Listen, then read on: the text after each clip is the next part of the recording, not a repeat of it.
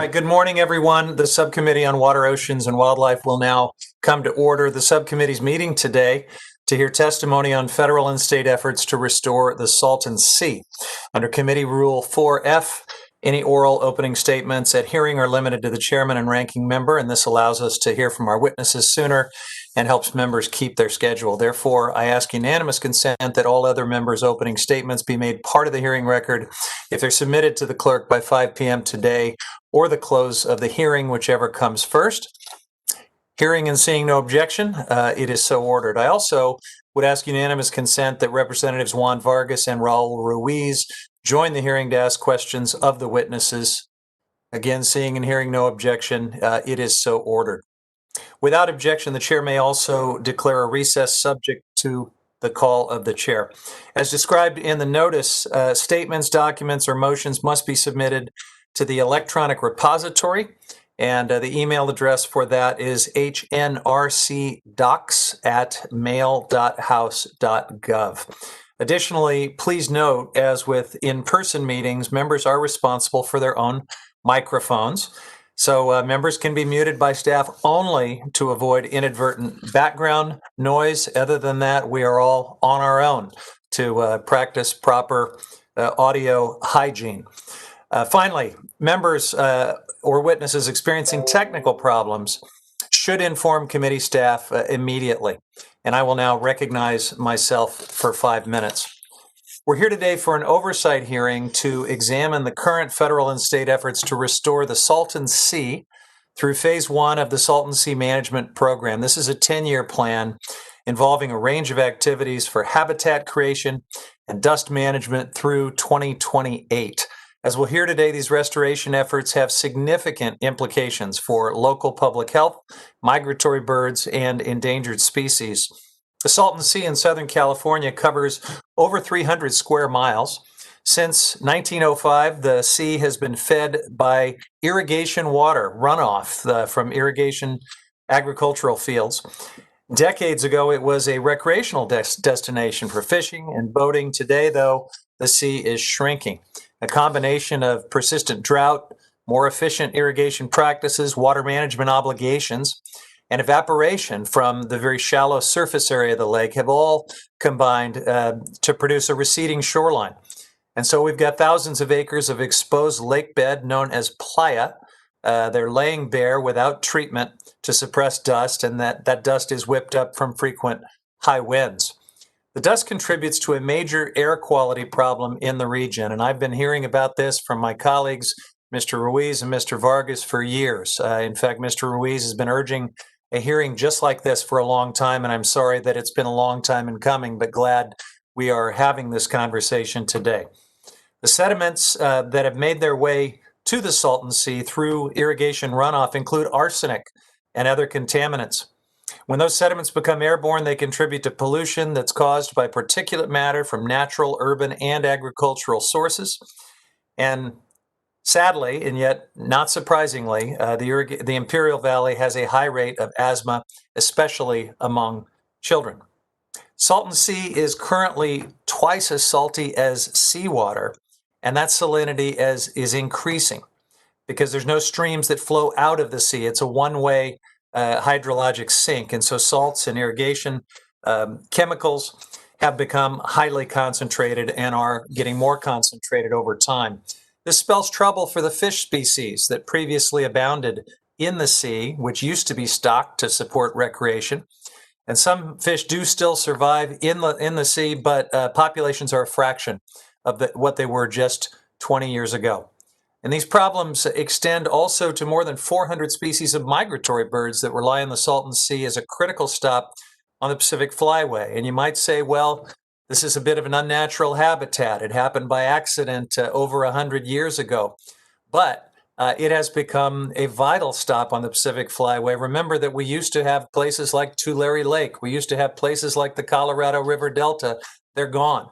And so this is critical habitat, the only habitat in the region for millions of migratory birds, including threatened and endangered species. The increasing salinity poses risks to the fish and invertebrate species that make up the bird's food source, while the continued retreat of the shoreline threatens their habitat. So inflows to the sea are expected to continue to decrease as well. It's projected to shrink another 45 square miles. That's an area the size of San Francisco by the year 2030. Today, we're going to check in with the state of California on the work that it's doing to address these issues through phase one of the Salton Sea Management Plan. They're doing it along with federal agencies under this committee's jurisdiction, but the state is leading these efforts to create habitat and suppress dust in the sea. I look forward to hearing from two of the state's top officials overseeing that effort. We'll also hear today from the chairman of the Torres Martinez Desert Cahuilla Indians, who can speak not just to the work that's being done, but also the federal government's fulfillment of its trust responsibilities.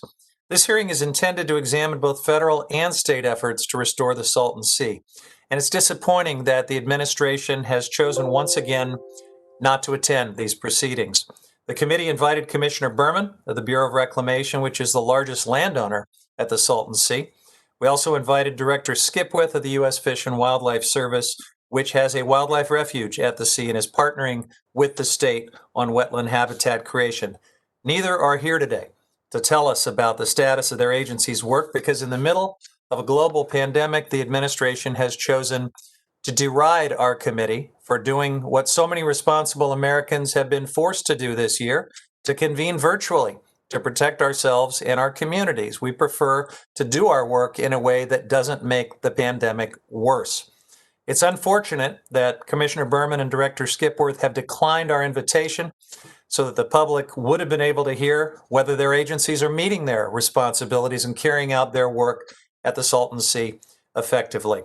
There are some who would call the Salton Sea an accident, as I mentioned a moment ago, because it was created due to the failure of a major irrigation canal in 1905. But I think that narrow perspective overlooks both history and present reality.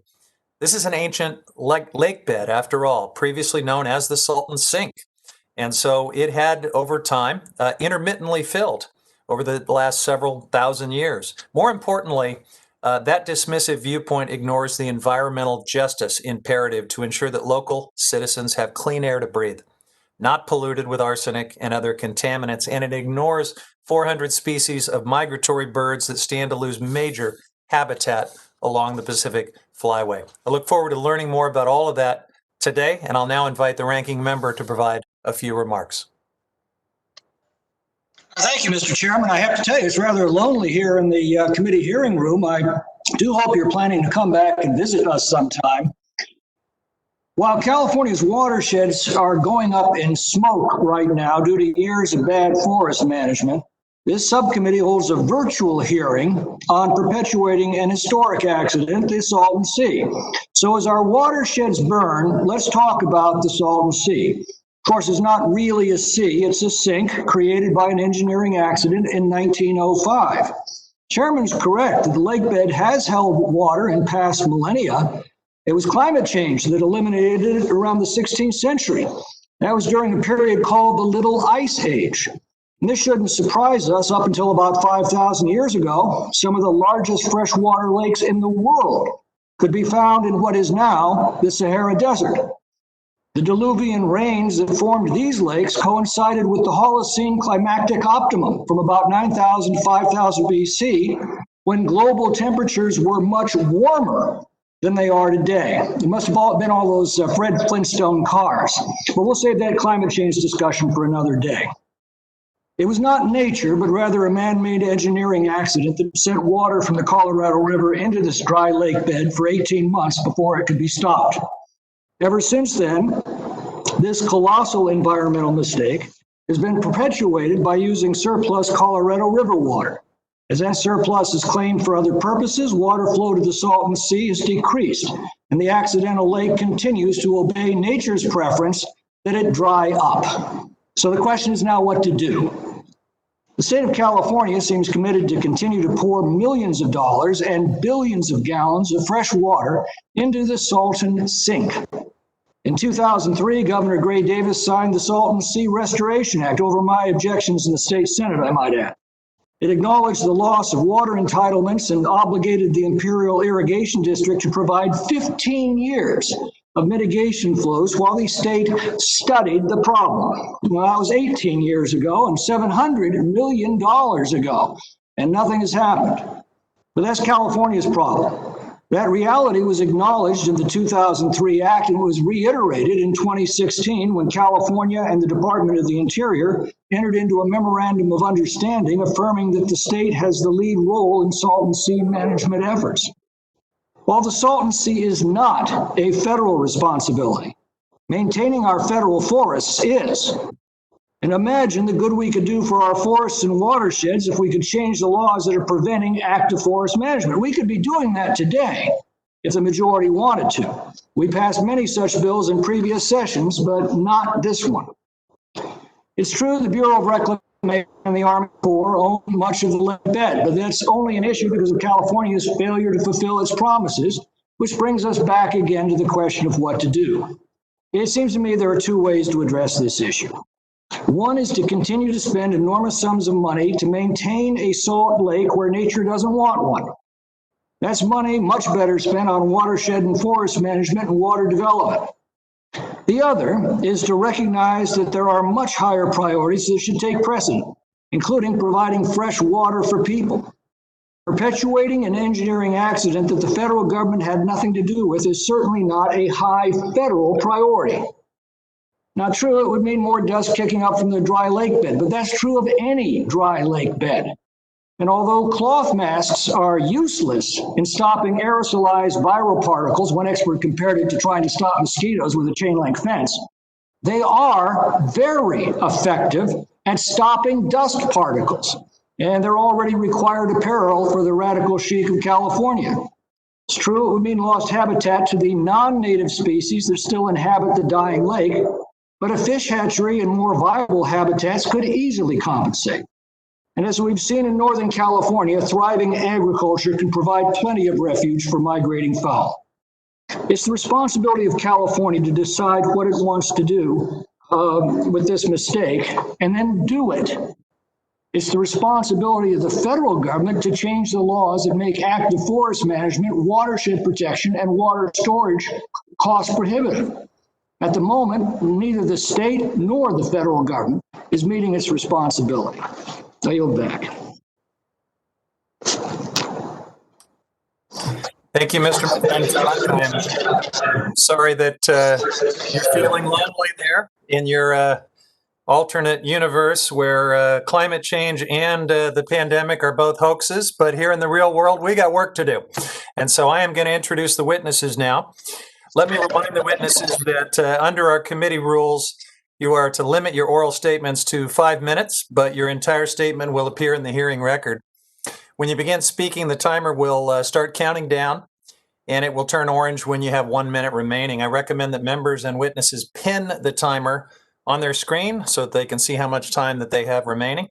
After your testimony is complete, please remember to mute yourself to avoid any inadvertent background noise, and I'll allow witnesses to testify before we begin questions from the members. Our first witness is Mr. Wade Crowfoot, Secretary of California's Natural Resources Agency. Then we will hear from Mr. Joaquin Esquivel, who's the chair of the State Water Board. And then finally, we'll hear from Chairman Thomas Tortes of the Torres Martinez Desert Cahuilla Indians. The chair now recognizes Secretary Crowfoot to testify for 5 minutes. Welcome to the committee, sir. Thank you very much, Chairman Huffman and members of the subcommittee. Really do appreciate your attention to our efforts, our shared efforts on the Salton Sea here today. Obviously, California is, I just want to make sure I'm coming through okay, Chairman. Okay, great. California is obviously a large state, over 100 million acres. To build our resilience to catastrophic wildfire across the state. We also work across the state to address public health crises as well as environmental challenges, of which the Salton Sea is both. I think, Chairman, you did a great job of explaining the history of the Salton Sea, so I'll skip over my testimony there. Extensive explanation of the Salton Sea and fairly recent efforts in recent decades in my written testimony. But I'll get to the point, which is The federal government is a major landowner at the Salton Sea, so its partnership with the state of California to stabilize the sea is essential. It's essential because the sea provides incomparable habitat on the Pacific Flyway, which is the largest migration of life on the planet. Particularly important given California has lost about 97% of its wetlands over the last 200 years.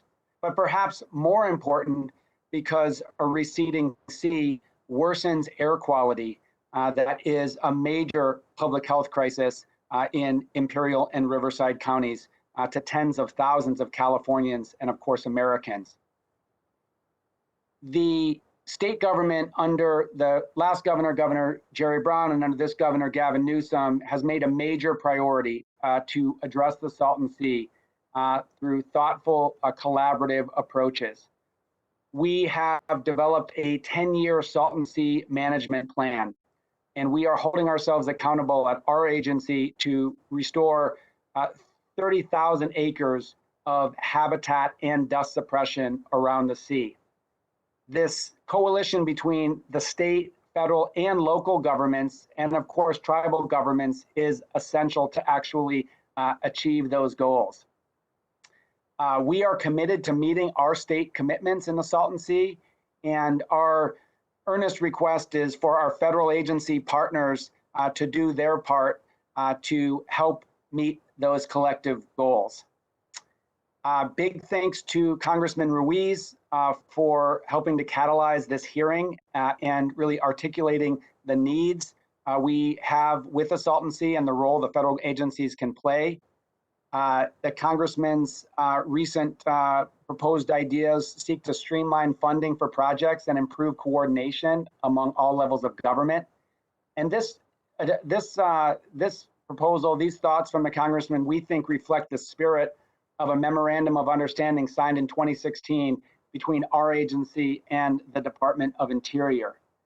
That MOU identifies our state acreage restoration goals as a common target to work towards, and contemplates federal support for state projects through funding, prioritized permitting, and use of federal lands for these projects. It calls on federal agencies to perform a funding analysis to identify opportunities to coordinate and match existing spending and programs, and provide a foundation for discussions on the ongoing operational needs for the sea. So we do look forward to building on what have been constructive discussions with the federal agencies to date, certainly including the Bureau of Reclamation, the U.S. Fish and Wildlife Service, the Department of Agriculture, on identifying federal resources that can complement, I should say, these critical efforts. We are making progress. We're excited to be breaking ground on a 3,700-acre project at the south end of the sea, at the mouth of the New River, called the Species Habitat Conservation Project. This will be very important habitat and also dust suppression, demonstrating that we're putting almost $250 million from the state to work at the sea. We are thankful for over $1 million of funding from federal agencies fairly recently, but given this shared partnership, we really do want to find constructive ways to secure more federal funding. A huge thanks to Imperial County, Riverside County. Their elected leadership continues to drive efforts to restore the sea. Likewise to the Tortes Martinez tribe and other tribal nations around the sea, and then a range of organizations, including community-based environmental justice organizations and environmental conservation organizations for this work all together. I think we understand that stabilizing, restoring the sea is essential to the public health of so many Americans living in that region, as well as our natural environment. We do look forward to rolling up sleeves along with you all, thanks to your leadership in coming months, and identifying sustainable, appropriate funding sources from federal agencies to complement this work. We want to move further, faster, given the importance of this priority and just the challenge that a continuing receding shoreline faces. Let me last say this is a priority for Governor Newsom. He's had the opportunity to visit communities near the sea on at least 2 occasions, and he keeps tabs on our progress really on a monthly basis. So we very much appreciate you holding this hearing today, and likewise, we appreciate all of the work that's happened together to identify common path forward on the sea, and look forward to your continued partnership and leadership in this effort. Thanks so much. Thank you very much, Secretary Crowfoot, and thanks for reminding all of us that science actually does know a thing or two. So we'll now go to Chairman Esquivel. Welcome, sir. You're recognized for 5 minutes. Thank you so much, Chairman, and want to thank the members of the subcommittee here, and also Congressman Ruiz and Congressman Vargas. Good to have you join us today. Thanks for the invitation, and I want to acknowledge at the start here the incredible priority that I know Secretary Crowfoot and Governor Newsom have made progress down at the sea, and that it is a continuum of effort from the Brown administration with what was called the Salton Sea Task Force to really figure out what are the acreage targets we need to meet. How are we going to finally start to bring some resolution to longstanding challenges down in the region?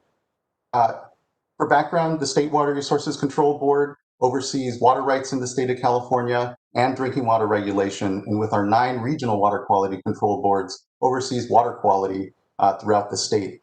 And so I'm going to just touch upon some of the roles that the board has here in this space. But at the top, I do want to acknowledge some of the comments that Congressman McClintock made regarding whose liability is the sea. And I think that it's clear from 2003, the quantification settlement agreement, that the state assumed that liability, and the state is standing up to meet that obligation. I think it's important to note, though, as well, that going back to 1905 rather, the creation of the sea, that there were policy options then to say, let it go back to its natural state. But it was by federal directive, a presidential order, that designated all elevation below a certain elevation at the Salton Sink an agricultural sump, which perpetuated and even expanded the footprint of the sea that we have. So the options to simply walk away from the sea, say, allow it to just go unmanaged and return to some other state, that was 100 years ago. And we have, at this point, have an obligation. And the liability has shifted from the state to the Fed and back. And in that entire course, it's been the local communities who have suffered from inaction. And so I think we need to put away some of the sort of blame, if you will, on who's most liable in this space, and recognize that there has been a historic federal role in investment. It was in 1999 that after the passing of Sonny Bono, that Newt Gingrich, then the head of the Republican Party, came to the shores of the Salton Sea and committed to its restoration. And so I just kind of wanted to start off with acknowledging that it is a complicated space. And the state, I believe, has, in these last years, really begun to stand up and address what are these longstanding challenges down at the sea. The state board has been focused, along with its regional water quality control board, on updating basin plan and beneficial uses so we can protect the water quality within the Salton Sea, which includes extension all the way down to the New River, where we have transboundary pollution challenges. So if you look at the watershed of the sea, the challenges around water quality, the fact that some 600,000 acres of agricultural land is the main source, that tailwater is the main source of the sea, and that it will take continued involvement at the regional board level to address and in the long term really change the trajectory of the sea, its quality, but also the economies around the sea. And so just thanks for the opportunity here, and look forward to further discussion around it. Thank you very much, Chairman Esquivel. We will now recognize Chairman Tortes to testify for 5 minutes. Welcome to the subcommittee, sir.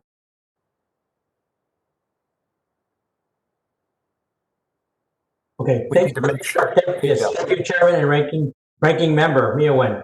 I appreciate the opportunity to testify today.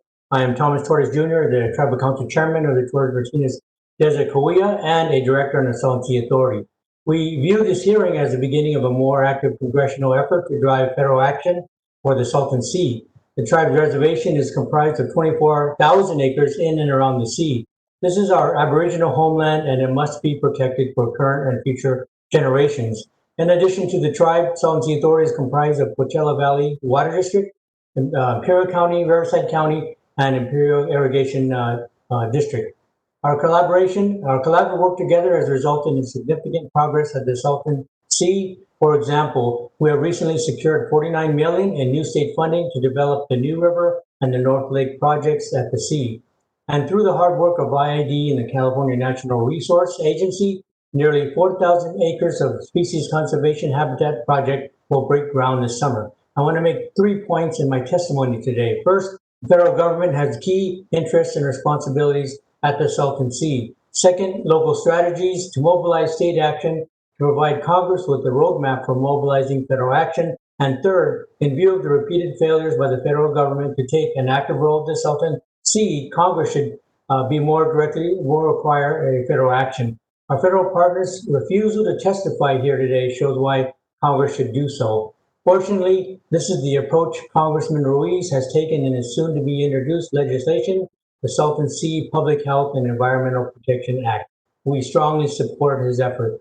The federal government is a key partner at the Salton Sea as federal land manager, as tribal trustee, and as a caretaker of a resource of national significance. Interior owns roughly 40% of the Salton Sea, including the Sonny Bono National Wildlife Refuge. The Army Corps of Engineers has the lead permitting role. The Department of Defense manages 357 square mile Chocolate Mountain gunnery range. The Salton Sea region has a significant renewable resource critical to diversifying the nation's energy portfolio, including the largest geothermal resource.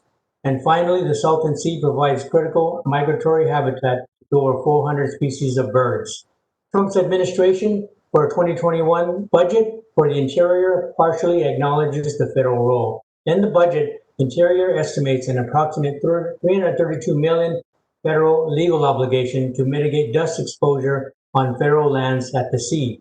This is the cost for bare bones air quality work on those federal lands. Our state and local plans call for more robust restoration. Given these federal interests and responsibilities, the committee might ask, how can we mobilize meaningful federal action at the sea? For over 17 years, federal and state responses followed a similar course. Restoration plans were drafted but never implemented. We reversed the state's inaction at the Salton Sea by adopting firm commitments and mandates. In 2014, IID petitioned the State Water Board to order the state of California to take action. That led to the development of the California's Salton Sea Management Program. And in 2017, the State Water Board order was adopted, establishing specific annual acreage management goals based on the state program. The mandate drove action after years of inaction. The tribe strongly recommends that Congress adopt a similar directive approach to mobilize federal action. This is needed because the less directive approach has not worked. Interior has failed to meet local commitments and it has made to the state and local partners. To develop federal funding partnerships, to increase Salton Sea investment, and to create high-level federal council dedicated to Salton Sea restoration. In 2018 and 19, we worked with our congressional delegation to draft successful legislation for the Farm Bill to expand federal role at the Salton Sea. We increased the USDA conservation funding in that legislation by $2.6 billion to ensure USDA would have sufficient resources to target funding at the sea. Our congressional delegation then worked hard to secure the support of USDA to target a very small amount of this funding to the Salton Sea.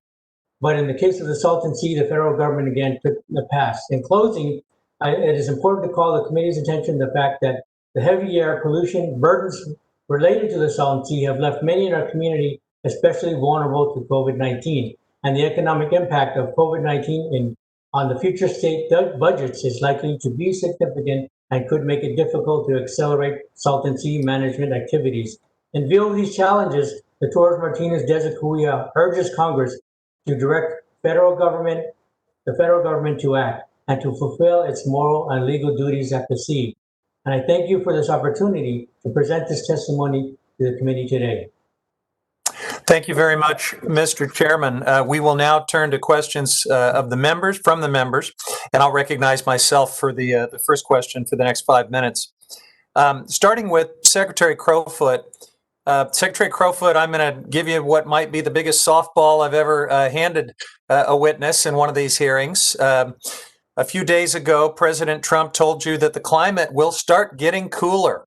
And so you should just not worry your pretty little head about climate change. And wouldn't it be nice to not have to deal with mega droughts and the higher temperatures that bring greater levels of evaporation in places like the Salton Sea and challenges with inflows and water management? That certainly would be good news if it indeed is about to be cooler and if climate change is just a hoax. But you, sir, have access to the best available science in the state of California, which is, I'm sure, right up there with the best science in the world. And so does science agree with the president's sanguine assurance that everything is about to get cooler and we shouldn't worry about the climate impacts on issues like this? Well, thanks, Chairman, for the question. You know, as I provide testimony here in California, we're battling over 24 catastrophic wildfires. We have seen more acreage burn this year, with still the worst of wildfire season maybe before us than ever before in the state's history. Obviously, we all need to do more to build the resilience of our forests and forest management, but the trend is very clear. Warmer winters, warmer summers are exacerbating catastrophic wildfire. Likewise, drought, flood, coastal erosion and sea level rise, and pertinent to this region of the Salton Sea, extreme heat. So we know that we need to utilize science to have a clear-eyed, honest, realistic understanding of the challenges that different parts of our state face. And we know that we have to build the sustainability of the Salton Sea for years to come, given those worsening climate risks or climate-driven threats, including extreme heat, including extreme drought. We're going to continue to rely on science here in California to guide the way, not only obviously on the wildfires, which are an important topic this summer, but also on resource management, including the Salton Sea. All right, appreciate that very much. I want to ask now about the federal side of this partnership in the Salton Sea. And it is unfortunate that none of our administration witnesses chose to join us for this conversation. So we wanted to ask them about how they're living up to their commitments, including those in the 2016 Memorandum of Understanding with the state of California regarding these coordinated activities. But I will ask you, tell me, if you would please, does the level of federal support for the Salton Sea Management Program adequately recognize federal agencies' responsibilities to the Salton Sea, and what difference would additional federal funding make for your program? Well, I'll tell you, there are hardworking men and women in the federal agencies on the ground in the region who share our priority to stabilize the sea for the public health of local residents and, of course, the environment. That being said, we really come to this committee hearing with an earnest appeal for more federal resources and more federal high-level priority to help us stabilize the sea. To date, state government, including state taxpayers through general obligation bonds, have funded over $345 million to stabilize the Salton Sea. That money is being put to work on projects that I mentioned in my opening remarks. As we understand it, the federal funding to date has been far less. We are appreciative of over $600,000 recently from the Bureau of Reclamation for dust suppression projects and another $650,000 from the Natural Resources Conservation Service. Also recognizing, obviously, the historic investment Sonny Bono Reserve. But if you look at the overall needs, which really stretch into the hundreds of millions of dollars, we need more federal partnership in the form of ongoing resources to actually be able to meet the needs of these Californians and these Americans. So that's what we're really so excited to work with you all on, led by Congressman Ruiz and others, which is how do we appropriately utilize a range of federal programs to actually get real progress on the ground that makes a difference to those communities. All right, thank you. My time has expired, so I was going to turn to the ranking member next for his 5 minutes. In my screen, I see an empty chair right now where I had hoped to see Mr. McClintock, so we can come back to him unless unless I hear from someone right away, I think we'll go to Mr. Lowenthal next in order, and then we'll circle back to the ranking member. So, Mr. Lowenthal, you're recognized for 5 minutes.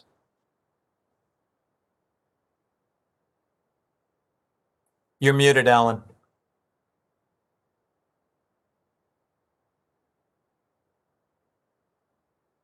There you go. Yes. You're good. You're good. This question is a little different, but it's to all the witnesses. You know, I'm glad to hear this discussion also about climate change. And as we know, California wants to have 100% climate-friendly electricity generation by 2045. One renewable source of energy is geothermal, which can generate clean, renewable energy around the clock. The Salton Sea is part of a known geothermal resource area. Can any of you or all of you speak about how geothermal energy is being developed in the Salton Sea, and what are some of the challenges to expanding this energy source, and how can the federal government support geothermal development in the Salton Sea? Congressman, this is Wade Crowfoot. I'm happy to jump in on first and then turn to my colleagues to share their perspective. You're absolutely right. Geothermal is a remarkable carbon-free resource that utilizes the heat within the earth to actually generate energy. It's a proven commercialized technology that's actually being put to use nearby the Salton Sea as well as in Northern California. The Salton Sea has tremendous geothermal potential. And I'll also mention, Congressman, tremendous potential lithium extraction potential. Lithium is a rare earth metal that's absolutely critical in our transition to a clean economy that goes into batteries for electric vehicles and obviously so much of the technology that we rely on. So there's great potential. I'll say that what we have to figure out is how do we build geothermal in a cost-effective way to integrate into the grid so that we can actually transition to 100% clean energy in a cost-effective manner that maintains reliability. One of the challenges that we need to really navigate and ultimately transcend is just transmission capacity from that area. So I think you have in the Newsom administration a willing partner to really accelerate the conversation around how we bring more geothermal on board. I'll also say it could be a potential resource, ongoing funding resource for the restoration of the sea.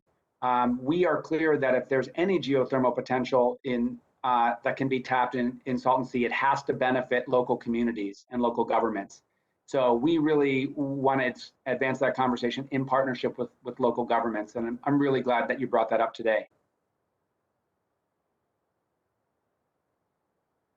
Oh, you're muted.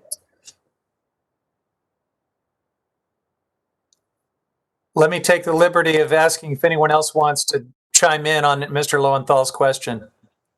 I would just add, whether it's geothermal or lithium extraction or other possibilities down at the sea, it really is about developing those economies, to Secretary Crowfoot's point, that can feed into restoration. And I know that the Imperial Irrigation District at one time did have a bit of a proposal out there, how perhaps developing additional geothermal resources, shaving off a certain amount to create a sustainable source of funding for projects down at the sea and really marry these two goals that we have to protect the sea and its watershed, but also create opportunities for the community and find funding for a long orphaned body of water. And so whether it's geothermal, lithium extraction, or other industries, solar, algal production, whatever it may be, I think that the sea and its communities are ripe for that sort of investment, and I think is really an incredible opportunity. So thank you, Congressman. Thank you. In my remaining time, Secretary Crowfoot, you mentioned about the nesting, the overwinter, the resting habitat for millions of birds in the Salton Sea. My question is, how have the bird populations at the Salton Sea changed? How much of this change was predictable and preventable? And have we engaged in management strategy? Well, what management strategies have been implemented to protect and preserve this critical habitat for migratory bird, and what actions need to be done now? Yeah, so over the last 150 years, as California lost more and more of its wetlands to the north in the Central Valley, the Salton Sea played a critical role again in this Pacific flyway. I'll be honest, the bird populations have suffered in very, very significant ways. As the sea has shrunk, it has become more saline, less types of fish, less types of food for them, a more hostile environment. So we're seeing a major loss of birds on the sea, which is obviously problematic given the global loss of bird populations. So our focus right now, Congressman, is in restoring habitat within the sea that can maintain an appropriate level of salinity to provide that quality habitat. So that 3,700 acre project at the southern part of the sea where the New River comes in, we believe is going to be sort of a cornerstone for the habitat restoration that needs to take place to stabilize those bird populations that are frankly have plummeted recently. Thank you. My time is up, and I yield back. All right. Thank you, Mr. Lowenthal. We'll now, again, we will go to the ranking member as soon as he returns. But for now, I'm gonna turn to Dr. Raul Ruiz. And Dr. Ruiz, before I start your 5 minutes, let me just say that from the day you and I arrived as freshman members of Congress in January of 2013, you were focused on this like a laser beam, because you not only represent this area and some of the communities most impacted by these problems, but you're a public health expert and you understand what it means for people. So this has been a passion and an incredibly high priority of yours from the beginning. I am so glad that we're finally able to bring you into an actual hearing where we spotlight this issue and talk about the way forward. Thanks for your leadership. You're recognized for 5 minutes. Thank you, Chairman Huffman. Thank you for those kind words. We've heard about the importance of energy. We've heard about the importance of birds. And as a physician and somebody who grew up next to the Salton Sea, I want to talk about the importance of humans and human health, especially for the vulnerable who live by there, but not just for the children who already face the highest asthma hospitalization rate in the state of California, but for the surrounding communities of San Diego County, the entire Imperial County, the entire Riverside County, even all the way to LA County and all the way into Arizona. Because as we've seen with these wildfires, these particulate matters can travel all the way to different states. And if we have particulate matter from the Salton Sea being blown up by the air, then we're going to see that it affects multiple states, multiple communities, and it could be a public health crisis to the entire state of California, Arizona, and other states as well. So I want to extend a welcome to Chairman Tortes of the Torres Martinez Desert Cahuilla Indians, who is testifying today. Thank you, Chairman, for your work and partnership in this. I'd also like to share this letter from a group of environmental justice advocates in my district, the Salton Sea Partnership. I want to thank all of them for their work as well. This issue isn't theoretical for me or my constituents. I grew up just a few miles north of the Salton Sea and spent years working in a hospital where I treated children with asthma and other pulmonary conditions indicative of long-term exposure to particulate matter. I understand firsthand what the dying Salton Sea means to my constituents and how it has ramifications for public health, the economy, and the ecosystem as a whole. Today's hearing is the first congressional hearing on this issue since 1997. And which means that 23 years ago, Congress sought the need to address the federal role at the sea, and yet today we find ourselves on the verge of a crisis. And I'm committed to making change.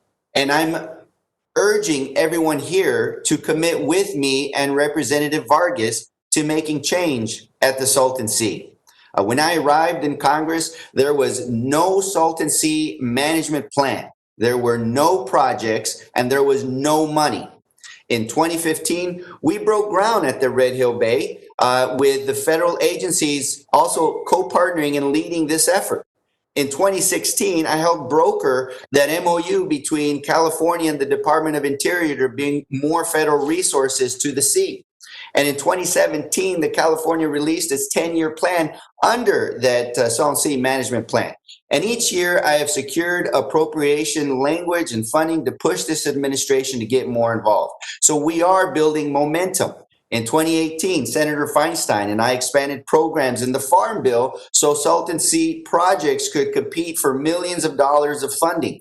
In 2019, Secretary Crowfoot joined me at the Salton Sea for a roundtable discussion with the community.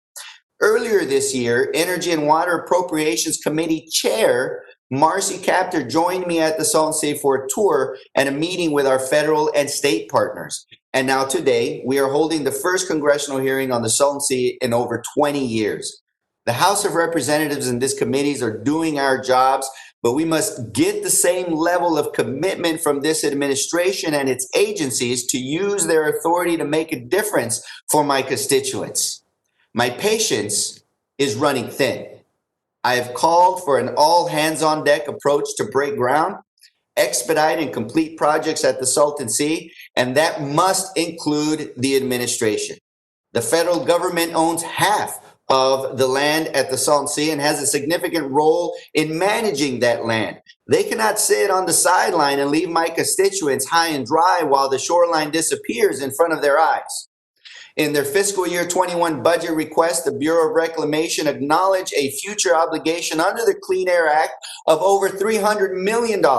Yet they have presented no plan, no funding request, and show no sense of urgency to do anything about it. It is this lack of action that precisely demonstrates the need for federal legislation to create resources and prioritize and expedite projects. So my draft legislation, the Salton Sea Public Health and Environmental Protection Act, would require the Department of Interior to work with California to rapidly increase the amount of land covered by mitigation and dust suppression projects, increase coordination between agencies to identify funding, streamline permitting, and expedite new projects, and require EPA to regularly report on air quality so we can better mitigate and respond to the public health risks in the region.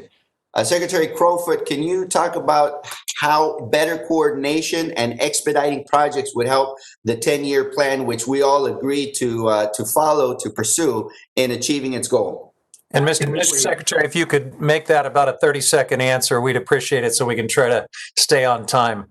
Absolutely. The frustration of the community in how long these projects takes is well-founded. They're complicated permitting processes, but we need at a high level close coordination between those permitting agencies, federal and state, to get these projects done to avoid delays of years and years. Well, that was even less than 30 seconds. So, Congressman Ruiz, you've waited a long time for this hearing. I'm sorry we had to pack your questions into 5 minutes, but you did a great job with the time allowed. We'll now go to your neighbor at the southern end of our state, who's also been a great leader on these issues, especially cleaning up the New River. So, Congressman Vargas, thanks for your leadership. You're recognized for 5 minutes. Thank you very much, Mr. Chairman. I hope you can hear me. Yes. Well, thank you again, Mr. Chairman. I also want to thank the ranking member for allowing me to testify and all the members or to ask questions. And all the members of this committee. As you know, I sit on the Financial Services Committee as well as Foreign Affairs. And it's interesting because on Financial Services, we also have housing. And so we deal with the issue of flood insurance. And now for the last few years, I've asked if anyone there on the Republican side, on the Democratic side, doesn't believe in climate change. And by the way, we all believe in it, both sides.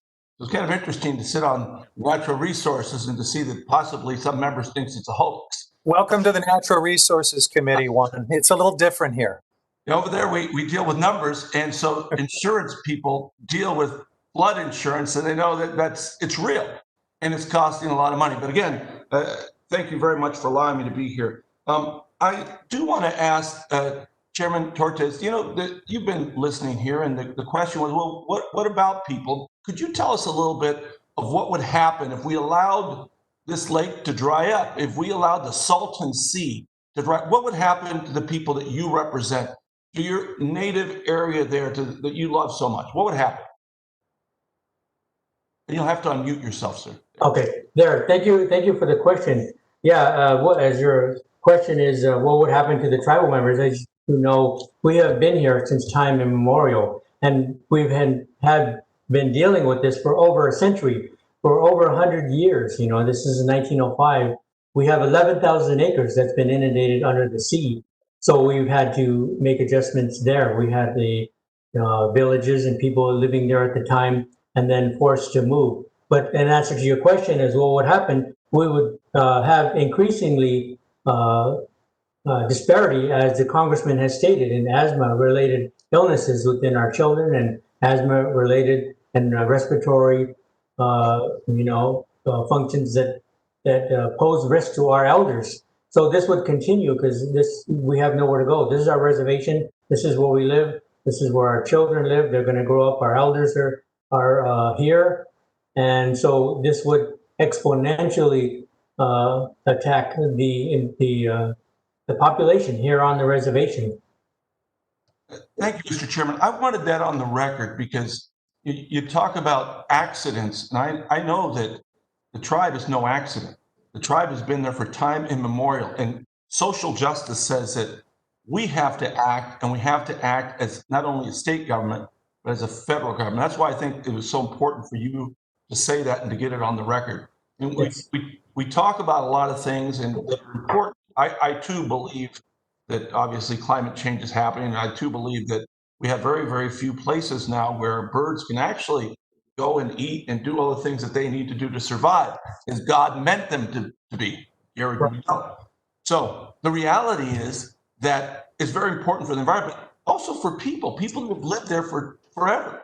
And if we don't do something now, I think that the cost in human misery and human lives is going to be dramatic. And that's why I think it's important. Now, an interesting thing that I was going to bring up and already has been brought up is the issue of geothermal energy. There are opportunities there. In fact, I was very helpful in getting one of those plants going. It was a fight between the unions and others. And anyway, it took a long time, but it got done. And there is lithium that comes out. Now, there's other things that come out of the ground too that we don't like so much. They're very corrosive. But lithium does. We do have some precious metals. We do have value in the land and things that the federal government needs to look at to see how can we put that back in to the property there to make sure that we can have a functioning system that also ultimately pays for some of this issue. But I do want to talk and ask Secretary Kroger, if I could ask you.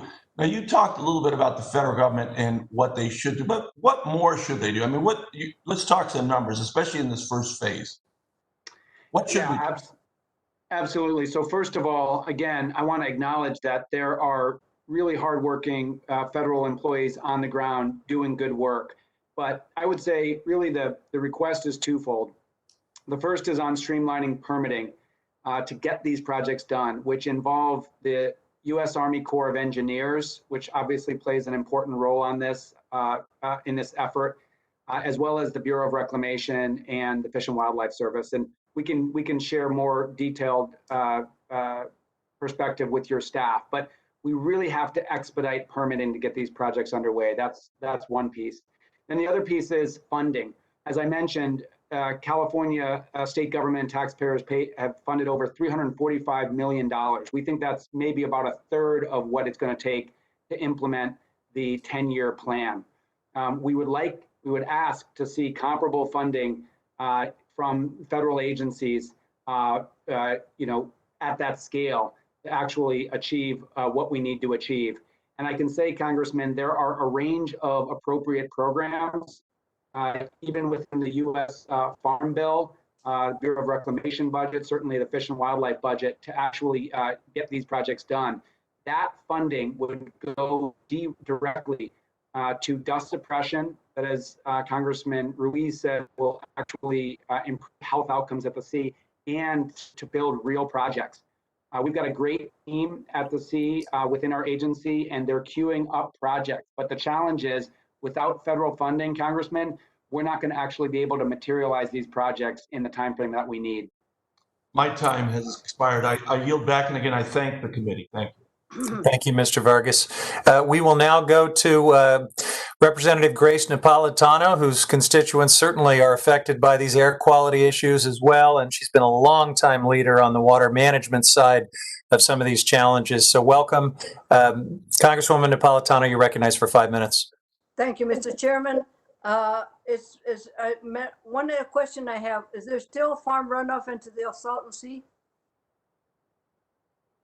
There is. So have they addressed that? And next, I've been on the issue for over 22 years. I've been 22 or 22 in Congress, and it still is an issue.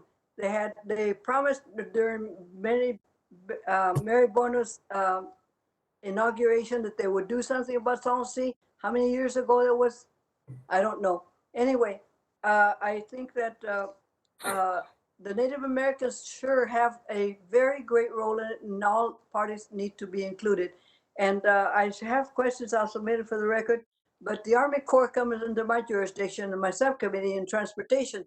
So I'd like to be able to talk to you guys about what can be done to help expedite the permitting. And I yield to my good friend, Raul Ruiz.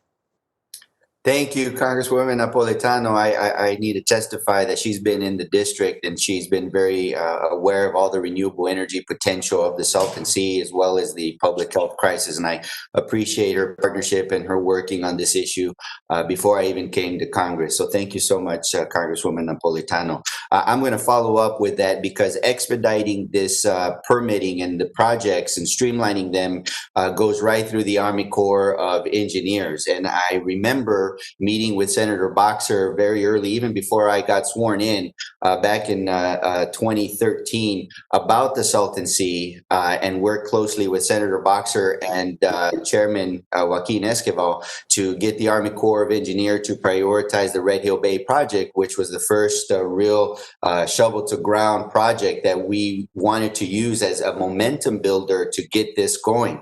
So Chairman Esquivel, now that you're in this role, it's great to see you again.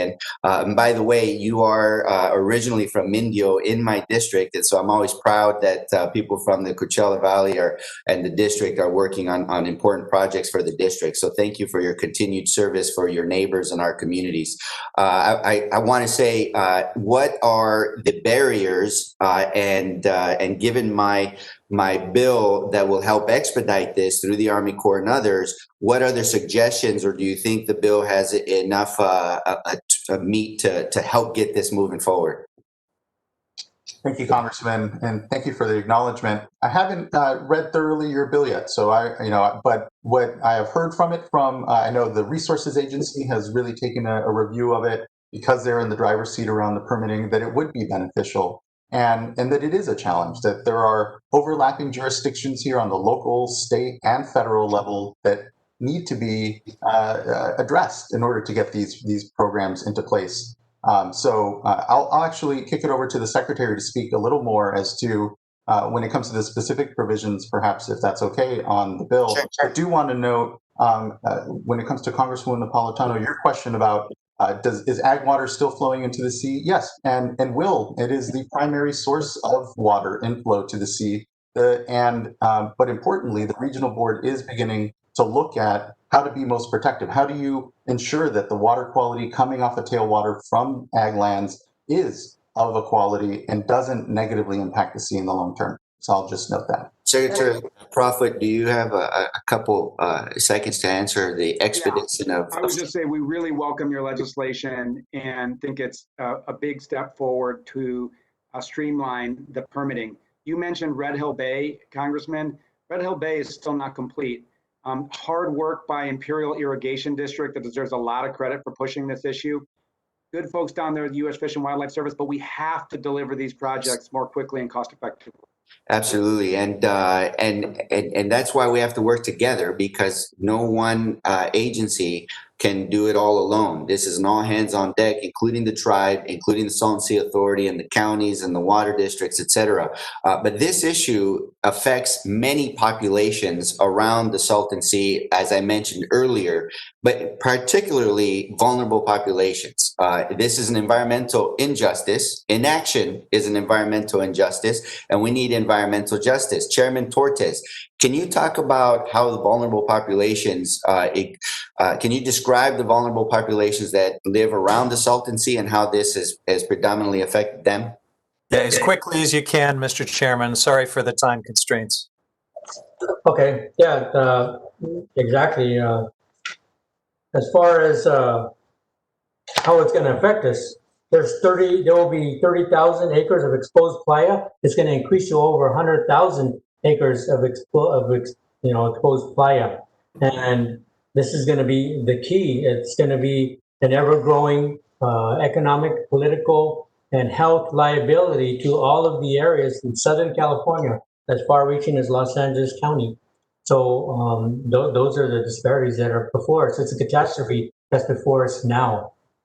Yeah, the area around the Salton Sea has the biggest barriers to healthcare, the least amount of providers, the highest rate of pulmonary and diseases. So the communities there would be extraordinarily devastated. Thank you very much. Thank you, Dr. Ruiz. We'll now recognize Ranking Member McClintock for 5 minutes. Thank you, Mr. Chairman. I have to say it amazes me that those who most loudly proclaim their devotion to science are the most obstinate at denying science when it tells us that there have been periods when global temperatures were much higher than they are today. Others... You mean before civilization? Before human civilization? I beg your pardon? I'm on my time, Mr. Chairman. You were talking there are about times when carbon dioxide levels were much higher than today, as well as times when they were much cooler. The natural Salton Sea disappeared during a period of global cooling. It's called the Little Ice Age. I'm surprised people don't know this. Science tells us that the climate's been warming and cooling for about 4.5 billion years. I think the president's point was that it's probably going to continue to do that, whether or not we all ride our bikes to work.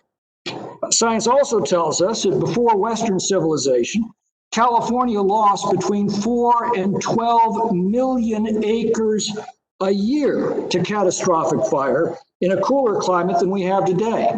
Scientific land management practices reduced that destruction to about 250,000 acres a year during much of the 20th century. But then we passed laws that made active land management endlessly time-consuming and ultimately cost-prohibitive. We've seen an 80% decline in timber harvested off the federal lands and a dramatic increase in timber killed in stressed and overcrowded conditions by pestilence, disease, and ultimately catastrophic fire. And that's what we should be addressing. It's ironic that we are not addressing it when we need to streamline. It's ironic that we're talking about how we need to streamline and expedite our environmental studies for the Salton Sea, but not for the care and maintenance of our forests. The problem with the Salton Sea is the state of California took full responsibility to deal with it. It ordered the Imperial Irrigation District to release mitigation flows for a period of 15 years. And in those 15 years, the state of California did nothing. And in the years since the flows stopped, salinity has now doubled, making the obstacles to restoration infinitely greater. I would ask Mr. Esquivel, wasn't the state's commitment to implementing a Salton Sea restoration plan the linchpin in approving the water transfer permit? I wouldn't say it was and would bring California into its impact limits in Colorado. But it was a factor. And certainly in 2003, I was in a position of the body that brought us to this moment. But there's something said about that's something and not just allow it to give a period of time or keep the can on the road, as they say. But yeah, I wouldn't say but it was certainly part of the discussion. Yeah, well, why did the Imperial Irrigation District petition the State Water Board in 2014? They petitioned the board, the mitigation plan coming to an end, and she needs to put this to what you've done. In fact, the state had done essentially nothing, and you petitioned the State Water Board to require the state to fulfill its commitment to restore the Salton Sea as a condition of the QSA transfers. You went on to petition that the obligation to restore the sea unquestionably has been assumed by the state alone as part of the quid pro quo for the transfers, end quote. Has the state's indifference leading up to 2017, the year the mitigation flows ended, made restoring the Salton Sea a much more difficult proposition? No, the 15 years of mitigation was one time, and a lot of studies happened. Getting a little feedback. You hear that there. And I would note that the science office in that time to science. Chairman Esquivel, I'm going to give you a little more time to try to answer that. We're getting terrible audio feedback. Can everyone who's not speaking please mute themselves? Thank you, Mr. Chairman. Let's try again. Mr. Chairman, I might point out we didn't have this problem when we were actually meeting, and the term Congress literally means coming together in meeting, but I'll leave that for absolutely. And how thoughtless of the founders to talk about Zoom technology in the Constitution. But please, Mr. Chairman, go right ahead. They had the option for mail. They had a very good mail delivery system. They chose to have people meet together so that we could actually discuss these things and hear each other. If I may, when you ask just mute yours, Mr. McClintock, I know it's an inconvenience, but can you try to mute on your end? I think it may be coming from the hearing room. There we go. All right, Mr. Chairman Esquivel, please. I think you had a couple of questions from the ranking member. I'll add enough time for you to answer both of them in a way that we can hear them. Okay, I appreciate that. I think the general question was the issue of the Salton Sea the linchpin in the negotiations? I wouldn't say it's a linchpin. Again, my comments, I said the linchpin was really getting the state of California within its compact limits on the Colorado River. I mean, that was what the real discussion was. And the Salton Sea was a known externality. Your petition, if I may, your petition in 2014 specifically said that it was the state's responsibility to restore the Salton Sea, and that it had an obligation to restore it. It had been unquestionably assumed by the state alone as part of the quid pro quo for the transfers. That's what you said in 2014. If you're talking about imperial, yes. If you're talking about the imperial districts, that's not ours, but what we did was adopt a stipulated order off of that petition. And the state has never run away from the fact in 2003, the QSA brought the liability of the sea onto our budgets. But I think that there is... Well, again, according to your own petition, it was their responsibility. They did nothing. And now the problem is infinitely worse in the 3 years since the flows have stopped. And so suddenly you come here to bail out the incompetence of the state of California. That's going to be a hard sell. Chairman Esquivel, go ahead and take a little extra time to answer that, and then we'll move on. But Mr. McClintock, I know the echo is coming from the hearing room, so if you could please mute while he answers your question. I don't think there's too much more to add there. We're not looking for the feds to come in and bail us out. The fact of the matter is the federal government is a landowner and has a historic involvement down at the sea, and that the state has, at this point, been the lead and will continue to be in the lead with Secretary Crofts' leadership in ensuring that these projects develop. But I think the key here is that it's not incumbent upon any one actor or agency at this point in this space, and it really does require the full cooperation of the federal government, given the historic decisions that went on in 1905 and thereafter that perpetuated and created the sea. And it's hard to say, 2003, and again, I wasn't there to negotiate the QSA. Should the state have assumed all the liability? We are in the space we are, and I think that what is going to be incumbent upon us, if we're going to be successful, is to not continue to create this idea that it can be any one entity that will be what creates success here, and that the federal government has a historic role here. The Salton Sea Restoration Act has passed, the Sonny Bono Restoration Act has passed in the late 90s, affirms that space. And in 2003, but 4 years later, there were some change in circumstances. But here we are in 2020, and it's obvious it's going to require the full cooperation of the federal government if we're going to be successful. All right. Our time has expired. I'm sorry for the audio complications there on that colloquy, but thank you for your patience. And I want to thank the witnesses for their valuable testimony and the members for their very good questions. The members of this committee may have some additional questions for the witnesses. So we would ask them to respond to these in writing under Committee Rule 3.0. Members of the committee must submit witness questions within 3 business days following the hearing, and the hearing record will be held open for 10 business days to allow for their responses. If there's no further business, then without objection, this committee stands adjourned. Thanks, everyone.